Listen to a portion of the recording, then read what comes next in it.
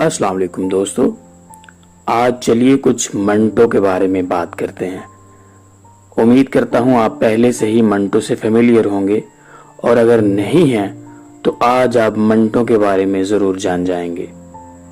जदीद नफ्सियात के बानी सिगमंड फ्राइड से एक बार कहा था कि मैं जहाँ जाता हूँ यानी अपनी नफ्सियाती तहकीक में जो कुछ दरियाफ्त करता हूँ, कोई शायर मुझसे पहले वहां पहुंच चुका होता है।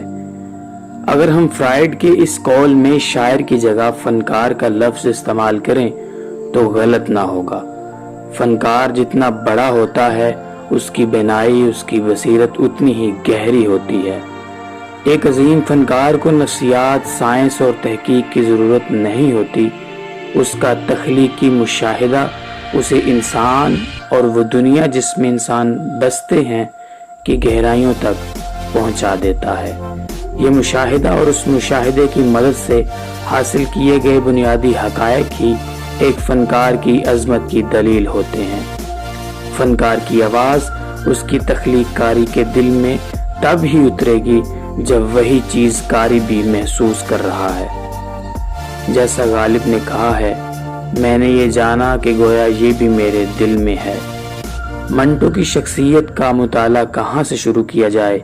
आइए हम मंटो का मुताला उसकी पैदाइश से शुरू करते हैं।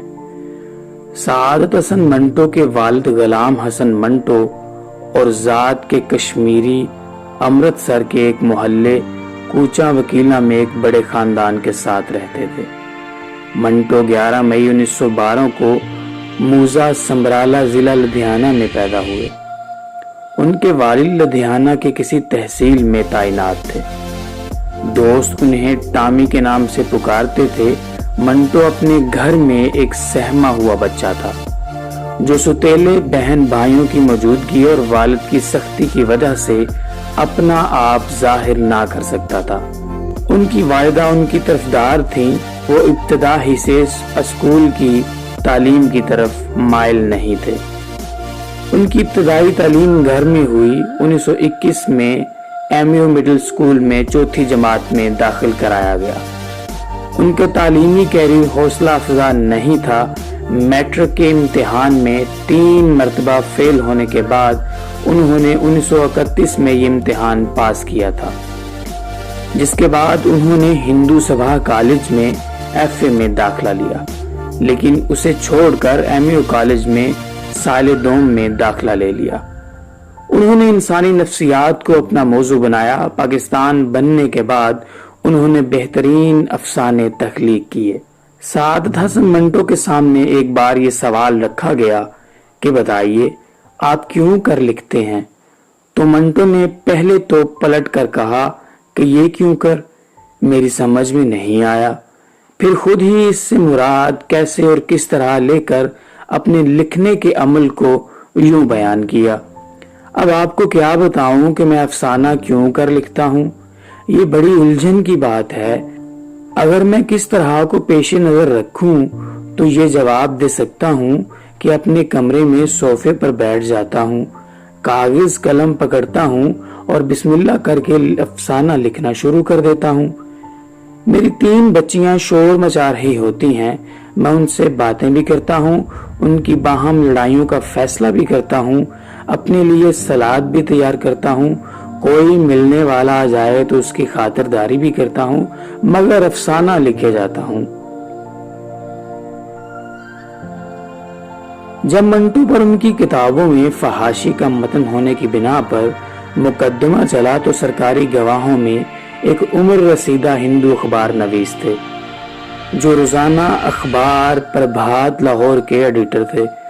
उनका नाम नानक चंद नाज था। जब मंटो की तरफ से वकील ने जिरह शुरू की तो वो सटपटा गए। उन्हें मंटो की 2 किताबें पकड़ा दी गईं और कहा गया कि इनमें से फुहुश अल्फाज निकाल कर दिखाएं। बेचारे फंस गए कि फहाशी अल्फाज में नहीं होती, सिचुएशन में होती है। वरक उलटने पलटने के बाद कहने लगे जैसे कि ये लफ्ज आशिक। वकील दफा ने पूछा अगर ये फहाश है तो इसका कोई नेमुल बदल भी बताएं। منٹو کی رگے ظرافت بھڑک اٹھی، بولے اچھا عاشق فحش ہے تو اس کی جگہ یار کیسا رہے گا؟ ایک کہکا پڑا اور جج بھی اس میں شامل ہو گیا۔ منٹو نے بہت سے افسانے لکھے جس میں مشہور افسانے ٹوبا ٹیک سنگھ، کھول دے، ٹھنڈا گوشت، دھواں اور بو شامل ہیں۔ ان کے کئی افسانوی مجموعے اور خاکے اور ڈرامے شائع ہو چکے ہیں۔ کثرت شراب نوشی کی وجہ سے 18 جنوری 1955 کو ان کا انتقال ہوا۔